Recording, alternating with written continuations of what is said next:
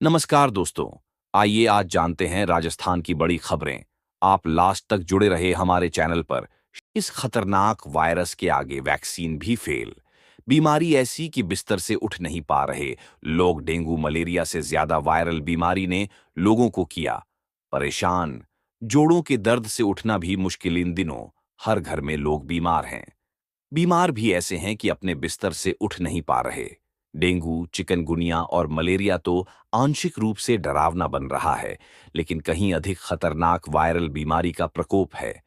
इस बार का virus mutation लेकर अपना आक्रामक रूप दिखा रहा है।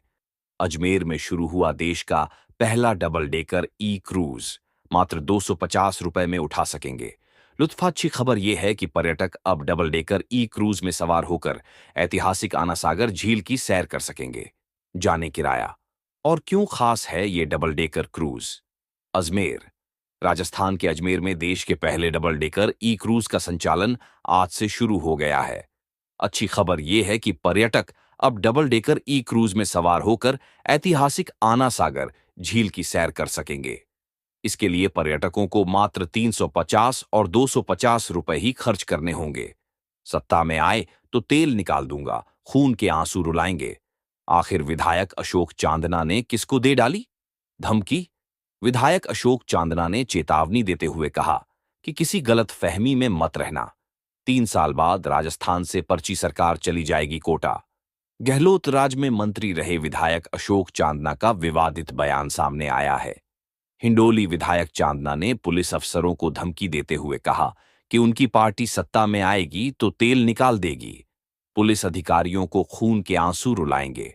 उनके इस बयान से राजस्थान में सियासत गरमाई हुई है। कोटा जिले के सांगोद में बुधवार को कांग्रेस ने किसान न्याय यात्रा निकाली। इस दौरान कांग्रेस विधायक अशोक चांदना के बोल बिगड़ गए। आबू रोड के शांतिवन परिसर में राष्ट्रपति द्रौपदी मुर्मू ने किया वैश्विक शिखर सम्मेलन का उद्घाटन। राष्ट्रपति गुरुवार शाम 4:50 बजे आबू रोड पहुंची थीं। राष्ट्रपति बनने के बाद मुर्मू का आबू रोड का यह दूसरा दौरा है। ब्रह्मा कुमारी संस्थान के शांतिवन स्थित डायमंड हायल में शुक्रवार सुबह 9 बजे राष्ट्रपति द्रौपदी मुर्मू ने 4 दिवसीय वैश्विक शिखर सम्मेलन का उद्घाटन किया। इस दौरान राजस्थान के राज्यपाल हरिभाऊ किस्नराव बागधे, कैबिनेट मंत्री जोराराम कुमावत, मुख्य सचेतक जोगेश्वर गर्ग और ब्रह्मा कुमारी प्रमुख दादी रत्न मोहिनी सहित कई गणमान्य अतिथि मौजूद थे। राष्ट्रपति ने कहा कि मनुष्य को ये समझना चाहिए वो इस धरती का स्वामी नहीं है, बल्कि पृथ्वी के संरक्षण के लिए जिम्मेदार हैं। उन्होंने कहा, हम ट्रस्टी हैं, हम स्वामी नहीं हैं। इसलिए ट्रस्टी के रूप में इस धरती को हम लोगों को संभालना है, आगे बढ़ाना है। हमें अपने विवेक से इस ग्रह की रक्षा करनी है। उन्होंने कहा कि आज विश्व के अनेक हिस्सों में अशांति का वातावरण व्याप्त है तथा मानवीय मूल्यों का क्षरण हो रहा है। ऐसे समय में शांति व एकता की महत्ता और अधिक बरेच रही है। उन्होंने कहा कि शांति केवल बाहरी नहीं, बल्कि हमारे मन की गहराई में स्थित होती है। जब हम शांत होते हैं, तभी हम दूसरों के प्रति सहानुभूति व प्रेम का भाव रख सकते हैं। इसलिए मन, वचन, कर्म सबको स्वच्छ रखना होता है। अगले 24 घंटे में शुरू होगी बारिश। जाने मौसम विभाग ने अगले 24 घंटे में भी प्रदेश भर में मौसम शुरू रहने और दिन में पारा सामान्य से अधिक रहने की संभावना जताई है। कुछ जिलों में छितराए बादलों की आवाजाही ही बने रहने के आसार हैं। राजस्थान में मौसम एकदम से फिर बदल गया है।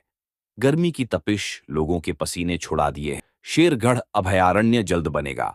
इको सेंसिटिव जोन 48 वर्ग किमी क्षेत्र होगा। शामिल केंद्रीय वन एवं पर्यावरण मंत्रालय को भेजा प्रस्ताव। जल्द मंजूरी मिलने की आस। शेरगढ़ अभयारण्य के 348 वर्ग किमी में इको सेंसिटिव जोन विकसित किया जाएगा।